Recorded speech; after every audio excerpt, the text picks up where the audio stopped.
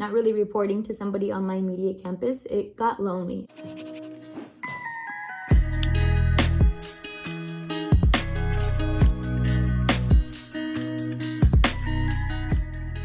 Hello, welcome back to my channel. My name is Karina and I am an SLPA, sharing my family, speech, and lifestyle here on YouTube. I am really making this video for you to see that if you want to be an SLPA in the school setting, it's completely possible. I want to share with you some factors you should consider, just because this is my 5th year working in the school setting, and this is the first time I switch positions, like from one school to the next in a completely different district.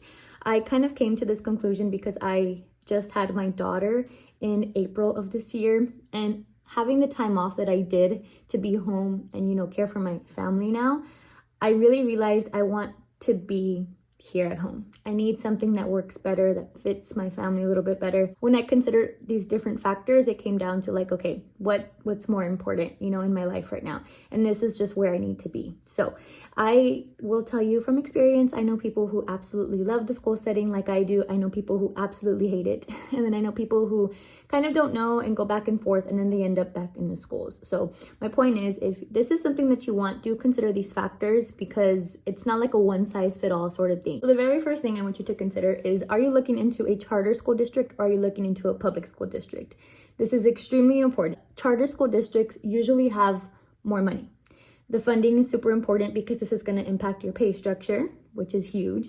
And it's also going to impact, in the speech area, your resources and the speech materials that you get.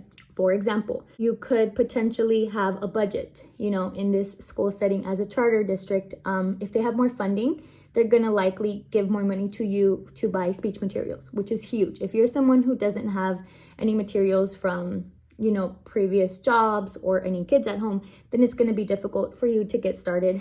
You'll probably have to often use like the library, things that are more affordable to you, because I know I wouldn't want to spend a whole bunch of money on speech materials. So that's a big one. Like I mentioned earlier, the pay structure is huge as well. If you know that you already want like a specific range, I would probably urge you to go into the charter school setting, because they just usually have more money. That's just how it is. Another thing with charter versus public schools is this is usually impacting like the population of the kids that you're going to be serving. That's going to affect your caseload number. It's also going to impact, really, truly, the big one for me is the culture. When you're looking at these two things, right? When I think of public school setting, I think of you don't have an option. And that sounds kind of ugly, but I know with charter school settings, you do have that option. Parents are choosing to send their kids to charter districts, which usually is going to impact their behavior. And let me explain. In the charter districts, they don't have as much of a tolerance for the bad behavior. You get in fights often in school as a student, you're likely to get kicked out, because again, this is a choice, versus the public school setting is not going to do that, right? The public school is not going to tell you, you've gotten into many fights, so you need to go home and we're going to kick you out, because you have the right to an education. You have to deal with what you are given. It's not to say one or the other is good, one or the other is bad. It's just, I highly recommend you do your research. If you are not familiar with one or the other, look into the charter school district you're going to apply for, or look into that public school district that you're going to apply for. I think those things are really, really important, and they can make or break your job. I do also want to bring up scheduling and who you report to go hand in hand, because I often get asked questions about like, what's your schedule like? How do you balance your work-life balance so well? How do you balance your family? What made you want to choose this setting and stuff like that? Scheduling like greatly varies. And that's because, for one, you are kind of like your own entity. I say you're your own entity because it does boil down to who you report to. And what I mean by that is, are you immediately reporting to the principal on site at your campus, or do you have somewhat of a director who you are reporting to, who they have to check in? You know what I mean? From my experience, I usually have a director. I do have a principal, but a lot of the times you are given multiple campuses. Not out of the ordinary to have 2 or 3 campuses. Then it makes it very difficult to report to only a principal, right? If you are there Monday, Wednesday, Friday, that principal knows they're not going to catch you on Tuesday, Thursday. So how can they check in on you?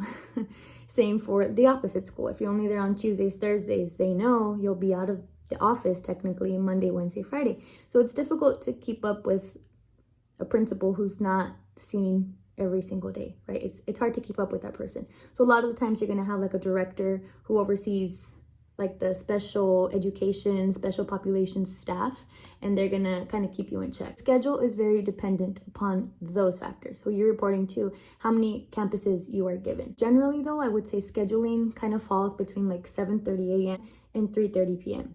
or 8 a.m. to 4 p.m. It's not that big of a difference, but that's generally what you're looking at. The beauty of it all though is that you get to create your own schedule. So if you are there from 8 to 4, you can give yourself a whole hour lunch. You can give yourself 30 minutes lunch. You can give yourself no lunch. You can schedule all of your littles in the morning, all of the big kids in the afternoon, maybe only Mondays, Fridays, completely up to you. With all of this though comes community. And I think this has been huge for me when you are considering all the things I just mentioned, like who you're reporting to, how many campuses you're given, things like that.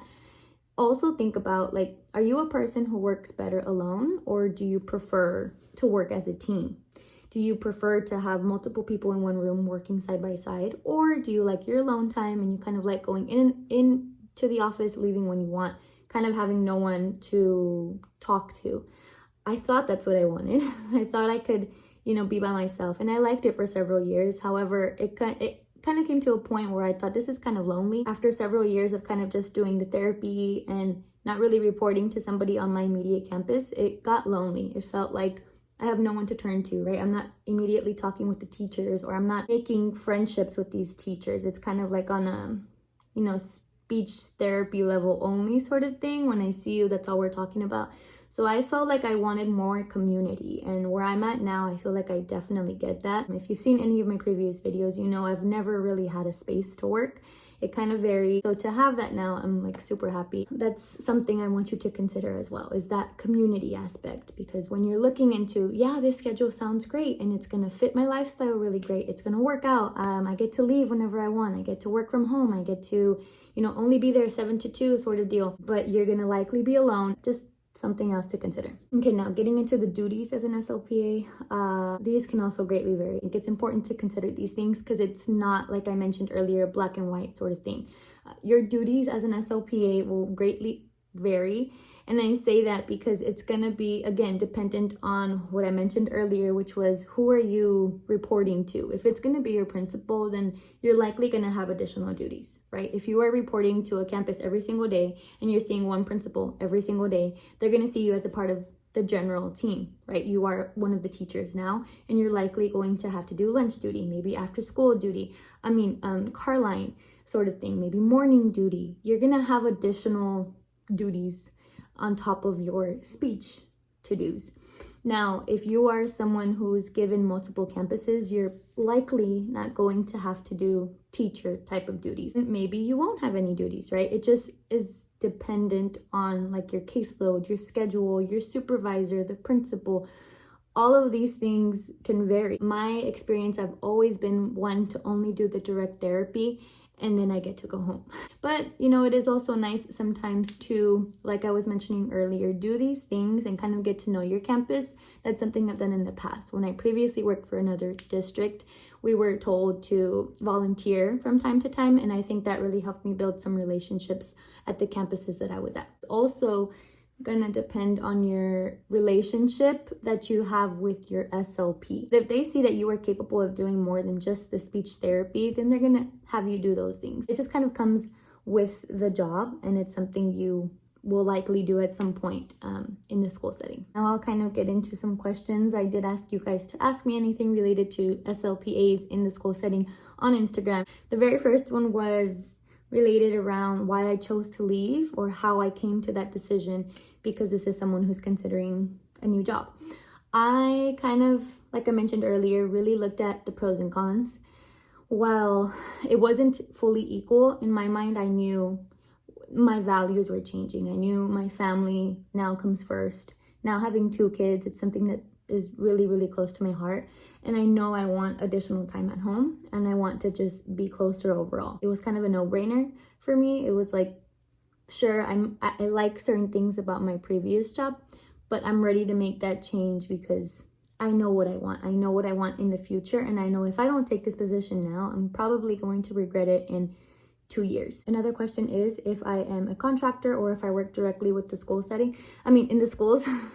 And I do work directly with the schools. I have never been a contractor. I know some people choose to do that. I know I've worked with contractors as well. From my experience, they just don't get treated the same. And that's kind of sad to hear, but it's the reality. Another question I had was around the duties. Never had to do anything more than the speech therapy, occasionally some ARD meetings, occasionally calling parents. I always do progress reports as well, but I don't do things like the teachers do, like lunch duty or after school, car line. Another one is my caseload, what that looks like. I will tell you it's increased over the years. When I first started out as an SLPA working for a school, I remember I made a video that I was so happy. I was so excited because I thought it was really rare.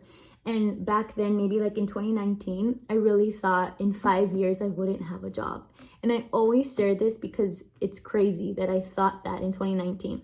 Fast forward to now, 2023, when I'm making this video, I know there is a high need for SLPs and SLPAs. So it's crazy.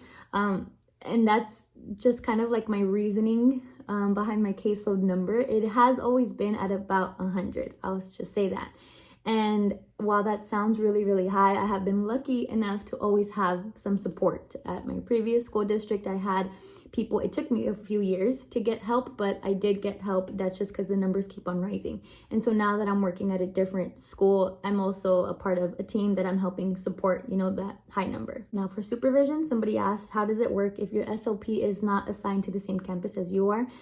I just say that's really on the SLP. If they're at one school or multiple schools and you're only at one, for example, it's really on them. They're supposed to provide 1 hour of direct observation throughout the week and then 1 hour of indirect observation throughout the week. So that could look very different depending on who your supervising SLP is. From my experience, that's just something that they have to keep up with.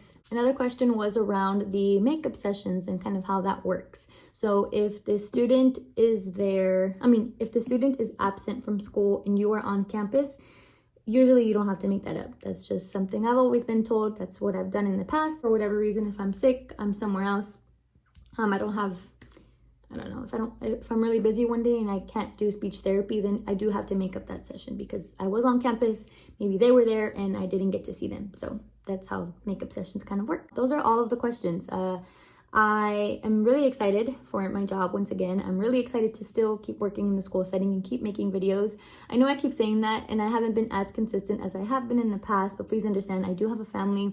Right now my priorities are just a little bit different. I will keep making speech related videos. I don't know how often, just as the need kind of comes up, right? Like I want this to really be a resource for people across the board, like working as an SLPA. I want to have these videos up for you guys to kind of see what it is like in the schools and just overall. So I hope you enjoyed watching. If you like this video, please make sure to give it a like and subscribe to my channel as well. It'll mean so much to me.